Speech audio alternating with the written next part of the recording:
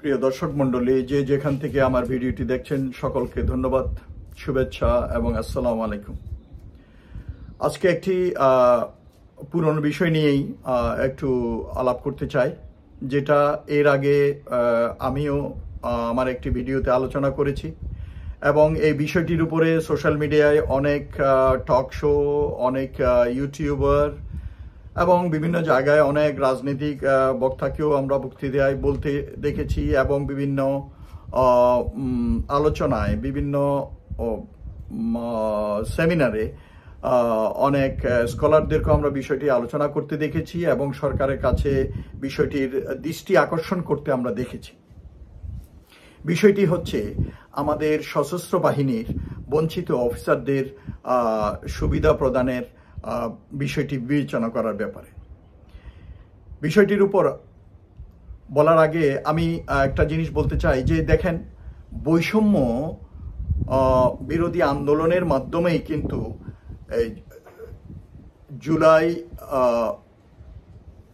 বিপ্লব সাধিত হয়েছে এবং সফল হয়েছে।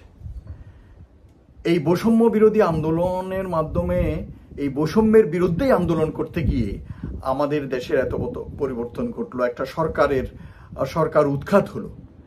আর এই বৈষম্য এখনো যদি থেকে যায়, বৈষম্যমূলক আচরণ যদি এখনো থেকে যায়, তাহলে আমরা কি আসলে সত্যি স্বাধীনতা পেয়েছি? এই সরকার আসার পর, জুলাই বিপ্লবের পর আমরা দেখেছি 2-3 মাসের ভিতরেই পুলিশ প্রশাসন বলেন আর বেসামরিক প্রশাসন বলেন এবং বিভিন্ন জায়গায় আমলাদের ভিতরে বলেন, তারা ফটাফট অনেক ক্ষেত্রে দেখা গেছে 2-3টা প্রমোশন পেয়ে গেছে, আর্থিকভাবে অনেক সুবিধা পাইছে এবং অন্যান্য চাকুরিতে ফিরে আসছে। এই ধরনের অনেক সুবিধা দেয়া হয়েছে। এই বিষয়টি নিয়ে আমরা দেখেছি আমাদের অবসরপ্রাপ্ত, বিশেষ করে বঞ্চিত অফিসারদের মধ্য থেকে একটি দল, তারা আমরা দেখেছি ব্রিগেডিয়ার হাসান নাসির, কর্নেল হাসিনুর রহমান এবং আরো কয়েকজন অফিসারের নেতৃত্বে তারা বিভিন্ন জায়গায় দলগতভাবে আবেদনপত্র দাখিল করেছেন। যেমন প্রতিরক্ষা মন্ত্রণালয়ে করেছেন, প্রধান উপদেষ্টার অফিসে করেছেন, সেনা সদর দপ্তরে করেছেন, সশস্ত্র বাহিনী বিভাগ প্রধান উপদেষ্টার অফিসের ওখানে করেছেন। তো বিভিন্নভাবে তারা আবেদন জানিয়েছে। সশস্ত্র বাহিনী তো শৃঙ্খলাবদ্ধ বাহিনী, তারা তো শৃঙ্খলা মানতে জানে, তারা শৃঙ্খলা ভঙ্গ করতে জানে না। সেই জন্য তারা ও ধরনের রাস্তায় বসে যাওয়া, অফিসে বসে যাওয়া, করিডোরে বসে যাওয়া, প্রধান উপদেষ্টার বাসায় গিয়ে রাস্তায় বসে যাওয়া, এই ধরনের লজ্জাজনক আন্দোলনে যায়নি। কিন্তু ভদ্রভাবে আবেদন জানানোর এই কি প্রতিদান? আজ পর্যন্ত সশস্ত্র বাহিনীর অফিসারদের বিগত 15-16 বছর যারা বঞ্চিত হয়েছে রাজনৈতিকভাবে এবং বিভিন্নভাবে, যারা ক্ষতিগ্রস্ত হয়েছেন, চাকরি হারিয়েছেন এবং অন্যান্যভাবে ক্ষতিগ্রস্ত হয়েছেন, তাদের ব্যাপারে কোনো কার্যকরী পদক্ষেপ নেওয়া হলো না। কেন? সশস্ত্র বাহিনীর চাকরিরত অফিসার এবং অবসরপ্রাপ্ত অফিসাররা বিশেষ করে এই বিষয়টির উত্তর জানতে চান এবং অনেকে এখন মন্তব্য করছেন, সম্ভবত প্রধান উপদেষ্টা আরো অনেকের মতো সেনা বিদেশি উস্কানিতে আমাদের জাতীয় সেনাবাহিনীর বিরুদ্ধে অবস্থান নেয়া। সো উনি কি সেনা বিদ্বেষী?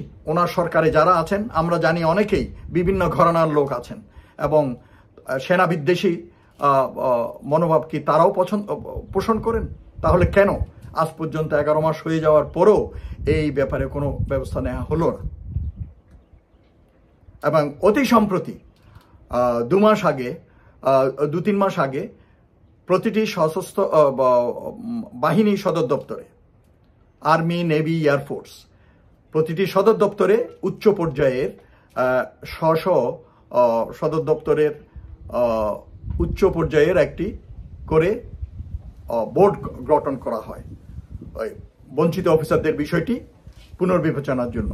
কিন্তু আজ পর্যন্ত তাদের যে রিকমেন্ডেশন, এই জিনিসগুলো নিয়ে আমরা যদ্দূর জানতে পেরেছি প্রধান উপদেষ্টার অফিসে পাঠানো হয়েছে, কিন্তু আজ পর্যন্ত এই ব্যাপারে কোনো কার্যক্রম গ্রহণ করা হয়নি। এবং এই বিষয়ে বিভিন্নভাবে বিভিন্ন চ্যানেলে রিমাইন্ডার দেওয়া হয়েছে, পার্সু করার চেষ্টা হয়েছে, কিন্তু কিচ্ছুই হয়নি। এমনকি আমরা জানতে পেরেছি যে ব্যক্তিগতভাবে প্রধান উপদেষ্টাকেও 2-3 বার করে এই বাহিনী প্রধানরা, সেনাবাহিনী প্রধান সহ, সেনা প্রধান সহ, বিমান বাহিনী, নৌবাহিনীর প্রধান, তারাও পর্যন্ত প্রধান উপদেষ্টাকে বলেছেন, কিন্তু বিষয়টির ব্যাপারে কোনো কার্যকরী ব্যবস্থা নেওয়া হয়নি। কেন? কোন কলকাঠির কারণে এই বিষয়টির ব্যাপারে কোনো ব্যবস্থা নেওয়া হচ্ছে না?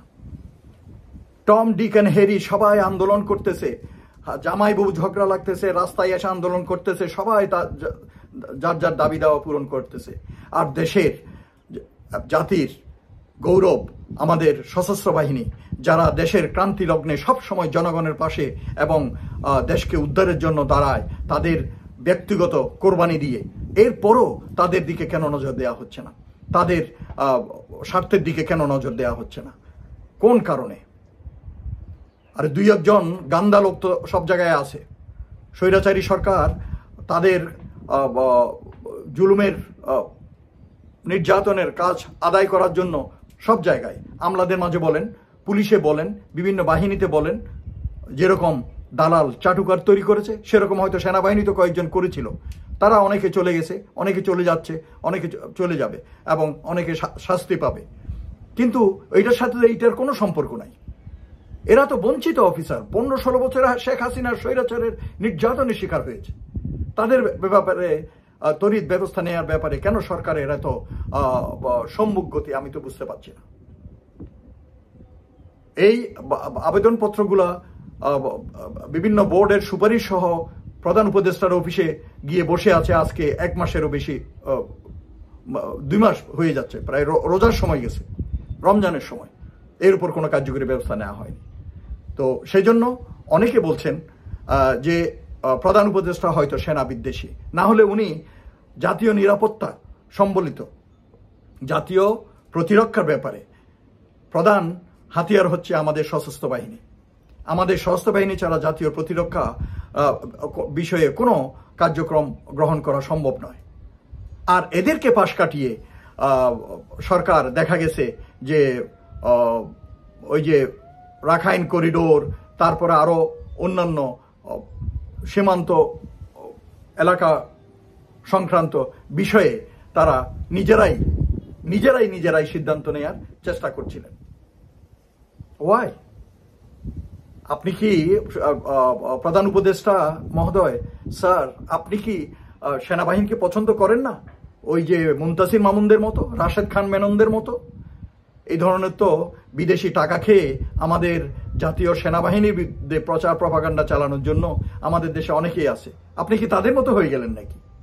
তাহলে কেন এই সশস্ত্র বাহিনীর ব্যাপারে এই জরুরি বিষয়ে আপনি, যেটা 3-4 মাসের ভিতর হয়ে যাওয়ার কথা ছিল, এই ব্যাপারে আজ 11 মাস পরেও কোনো কার্যক্রম নেওয়া হচ্ছে না? এবং শেষমেশ আপনার অফিসে সুপারিশ পাঠানোর পরেও এইটার ব্যাপারে আপনি ফাইল কেন ওখানে আটকা পড়ে আছে? বিষয়টি আসলে চাকরিরত এবং অবসরপ্রাপ্ত অফিসাররা খুবই ক্ষুব্ধ এবং তারা মনে করছে হয়তো প্রধান উপদেষ্টা সেনা বিদ্বেষী এবং সেই জন্য বিষয়টি উনি কোনোভাবে পাশ কাটিয়ে যেতে চাচ্ছেন এবং কোনো কার্যকরী পদক্ষেপ নিতে চাচ্ছেন না। উনি চাচ্ছেন না সেনা সদস্যরা উপকৃত হোক। যদি তা না হয় তাহলে এই বিষয়ে সরকার এবং প্রধান উপদেষ্টা আপনারা এই বিষয়ে অবিলম্বে দ্রুত গতিতে কার্যকরী পদক্ষেপ নেওয়ার ব্যবস্থা করুন। কারণ সবকিছুর একটা কনসিকুয়েন্স থাকে।